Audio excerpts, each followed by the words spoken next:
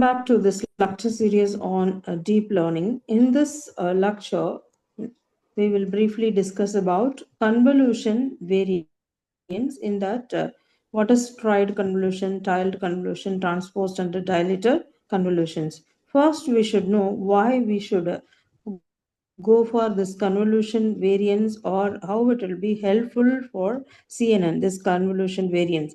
Convolution variants help CNNs handle images of different scales, resolutions, and complexities more efficiently. Learning these techniques are essential for building modern deep learning models that need to downsample, upsample, expand context, or process very large images with a limited GPU memory. In this topic, we will explore each convolution variant in detail to understand how they enhance performance and improve the overall capacity of deep learning architecture. We'll see one by one. First, what are convolution variants? The convolution variants are modified versions of the standard convolutions used in the CNNs. That means convolution variants, first point, convolution variants refers to alternative form of traditional convolution operation commonly applied in CNNs, convolution neural networks. These variants modify the usual way a convolution filter interacts with an input feature map.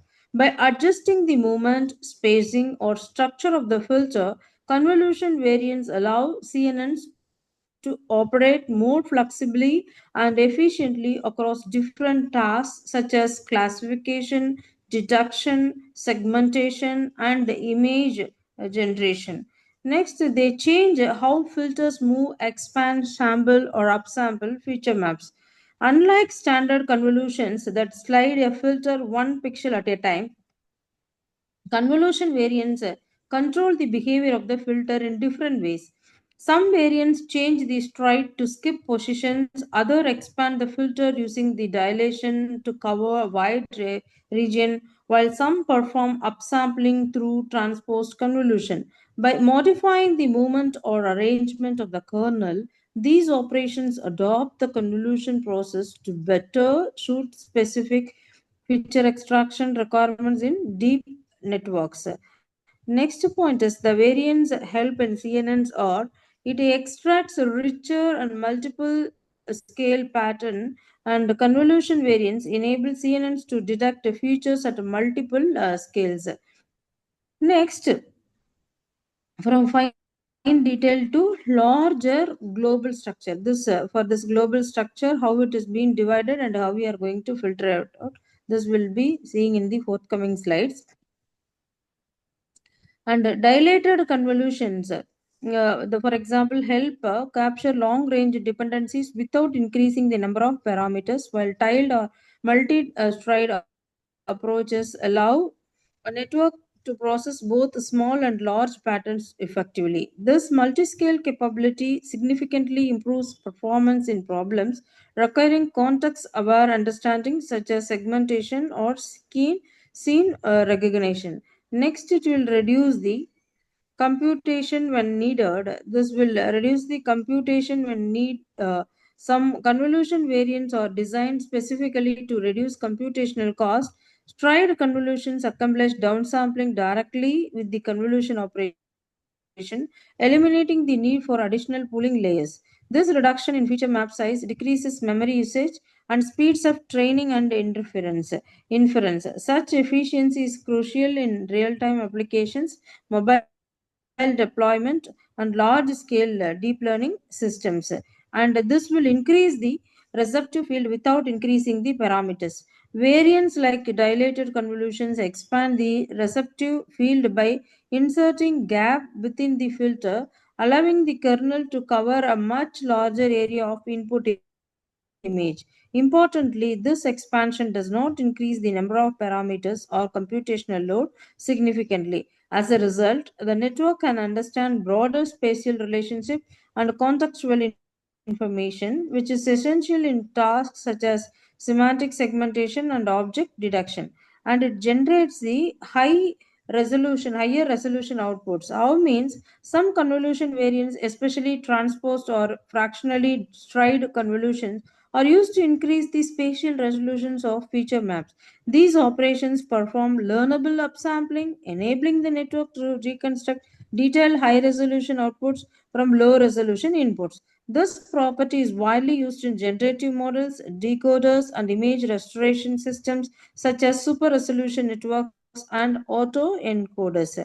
Next, and the common variants include strider, dilated, tiled, and transposed convolutions. And means the main convolution variants used across modern deep learning architectures are stridered convolution for downsampling. This strider is used for the downsampling.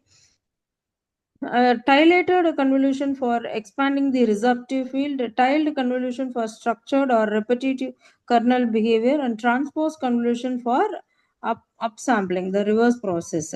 Each variant serves as a different functional purpose, and together they provide powerful toolkit that allows CNNs to efficiently process images at multiple resolutions and level of details.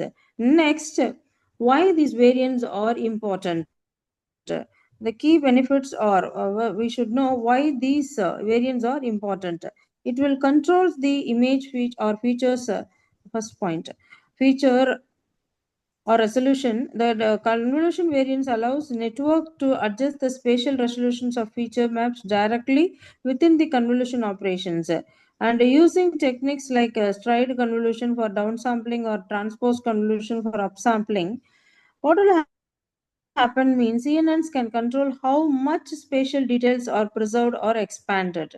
Uh, this helps the network balance between detailed extraction and computational efficiency based on the requirements.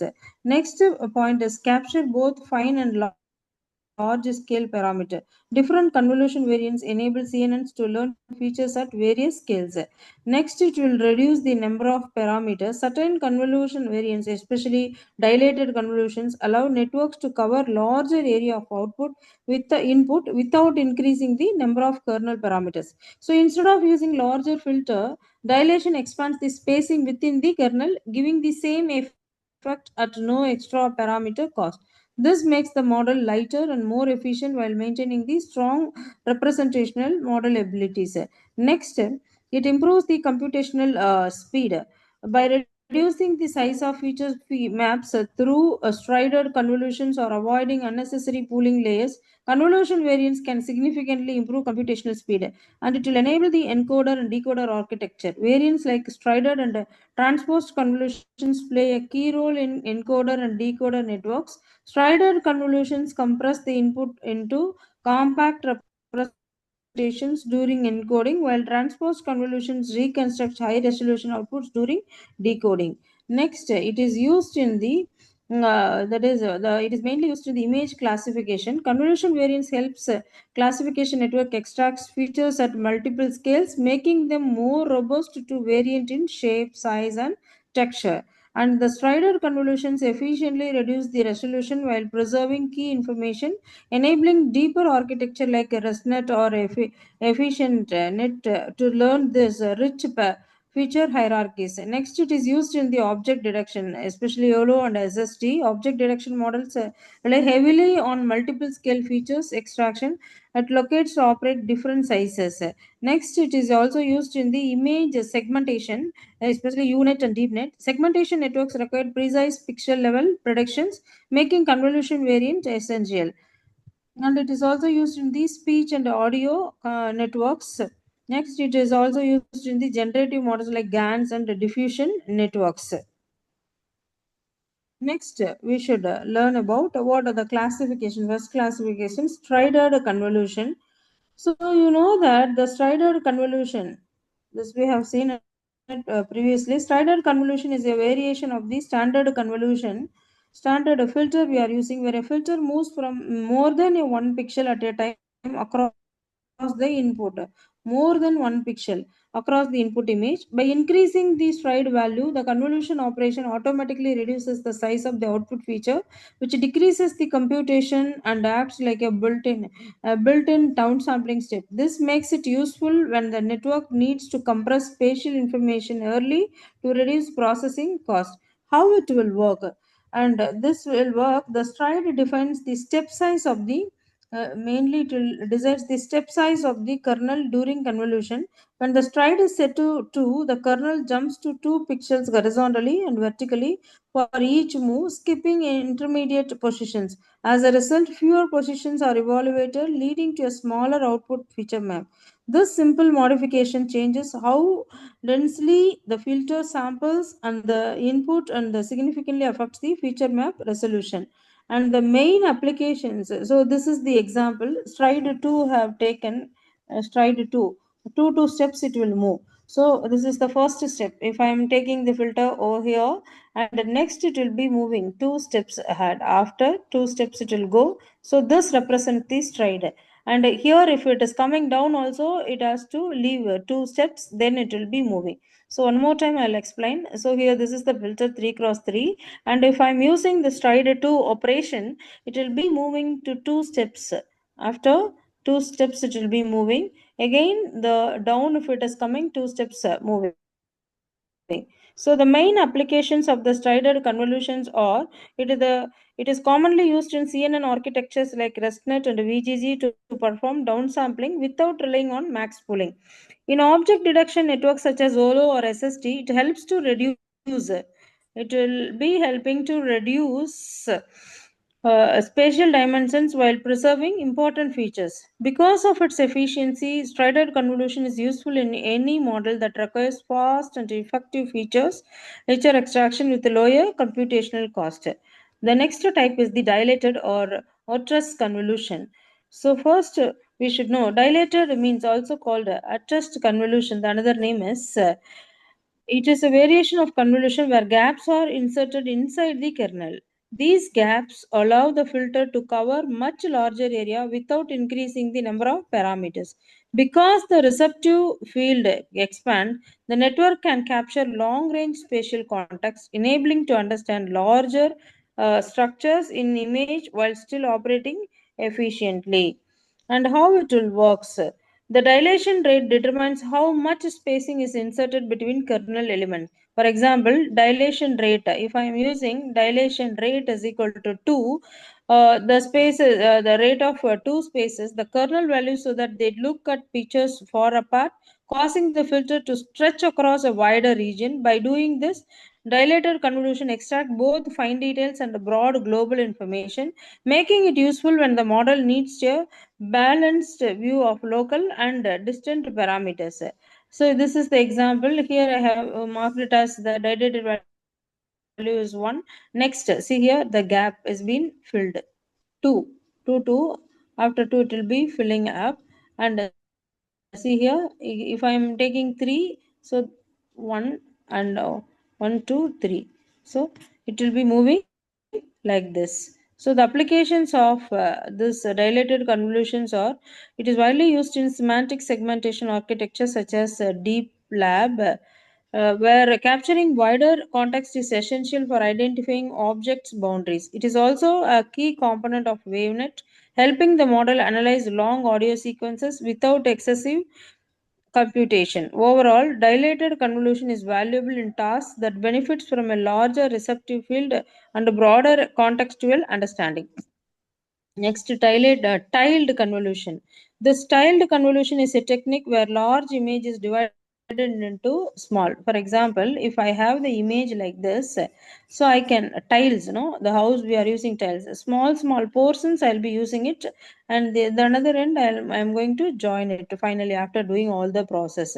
Manageable tile, so that each tile can be processed, so each and every tile is processed independently. By applying convolution separately to each tile, the method helps to reduce memory usage and avoids to load entire image entire image. It avoids the entire image into GPU at once. This makes tile convolution ideal for extremely large images and memory constrained environments. And how it will work. This tiled convolution, the input image is split into fixed size blocks. For example, if I have 1024 into 1024 size image, it will be divided into 30 cross 32 cross 32 or 64 cross 64 or 128 cross 128. So there is no hard and fast rules for this. So convolution is then executed on each tile separately, either sequentially or in parallel. To avoid visible seams to edge artifacts, tiles may be overlapped slightly during processing. This ensures smooth transitions across tile boundaries and preserve continuously in the final output. Next,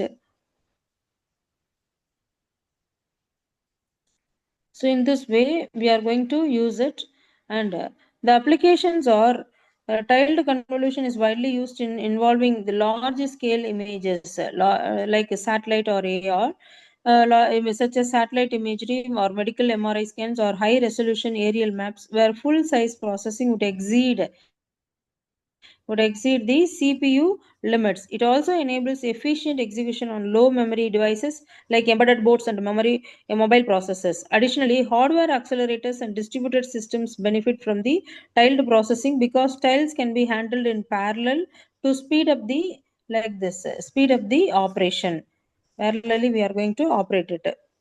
Next, transposed convolution. So, in this transposed convolution is also known as deconvolution. Whatever we did it in the downsampling, then another end we have to go for the upsampling. So so that only we are calling it as the deconvolution.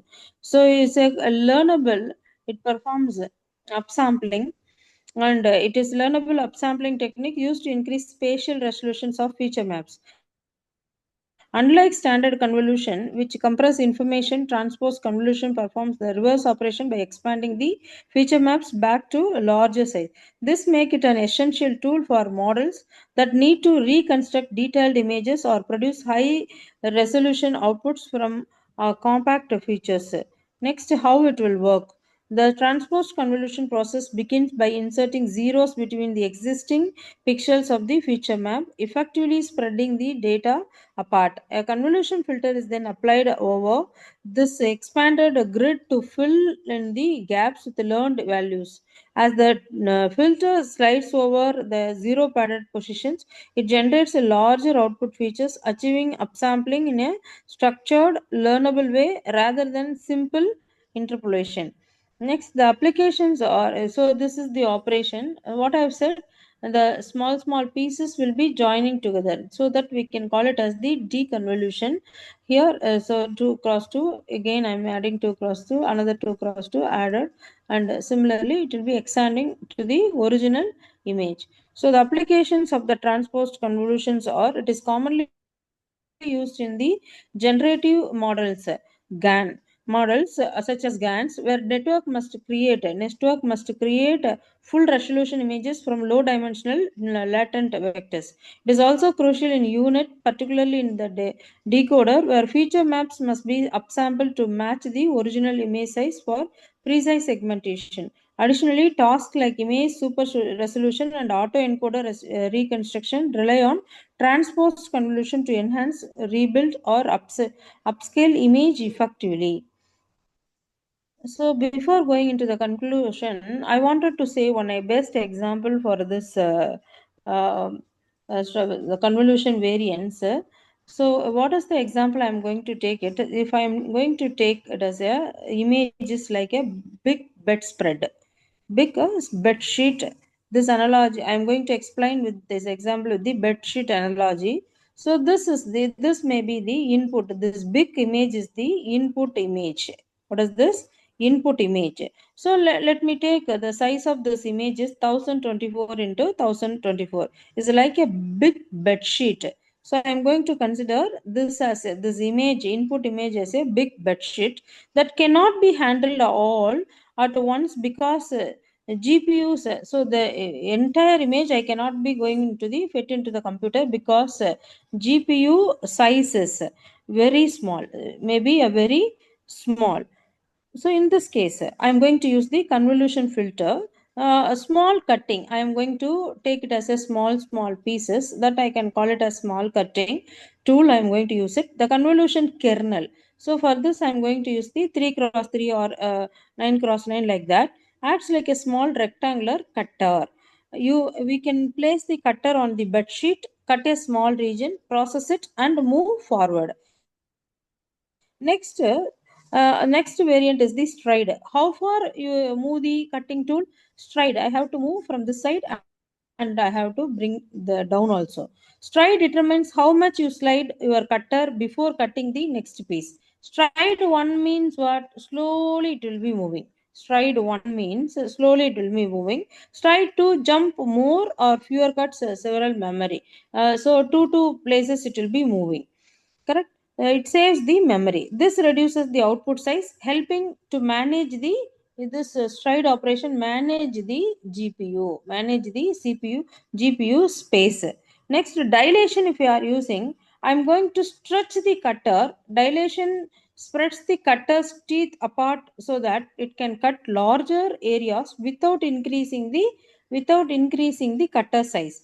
This allows CNNs to see bigger patterns while still serving parameters.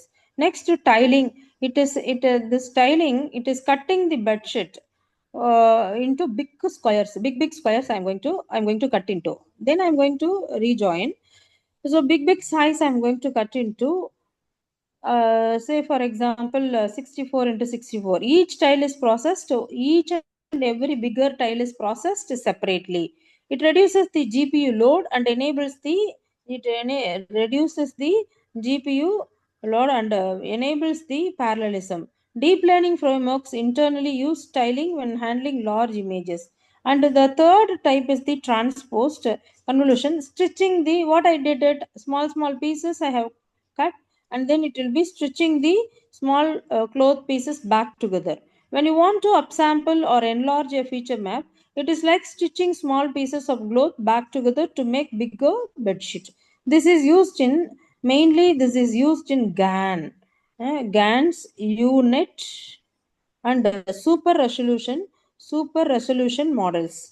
Why cutting the budget helps GPU memory? It reduces the input size, reduces the number of operations, allows parallel processing, prevents GPU memory overflow, and makes larger images manageable. This is why CNNs use convolution variants. So I hope everyone understood this bedsheet analogy for convolution variants to cut, downsample, expand, or reconstruct feature maps efficiently. So striding, we have used it. Tilation, we have used it. And transposed things, we have used it. Tiled, we have used it. So coming into the conclusion, convolution variants such as strided or dilated, what it will do, dilated, this will be mainly we are going to use it. And transposed convolution collectively enhance the flexibility and capability of CNN by allowing more control over feature resolution, receptive field size, memory usage, and upsampling quality. And strided convolution efficiently reduces the spatial dimensions. Dilated convolution captures wider context without adding parameters, and tiled convolution handles massive images with minimal GPU. Mainly, it is going to take care of the GPU size, GPU load, and the transposed convolution rebuilds high resolution output through learnable upsampling. These all the techniques enable modern deep learning models to operate efficiently across diverse tasks such as detection, segmentation, medical imaging, and super resolution and generative modeling, achieving a balance between speed, accuracy, and computational efficiency. So, in this way, the convolution variants are mainly used in many applications. Hope everyone understood this topic, convolution variants and the types also. Everyone understood strided, tiled, dilated, and the transposed. Everyone you understood properly. The remaining things we'll discuss in the next lecture. Thank you.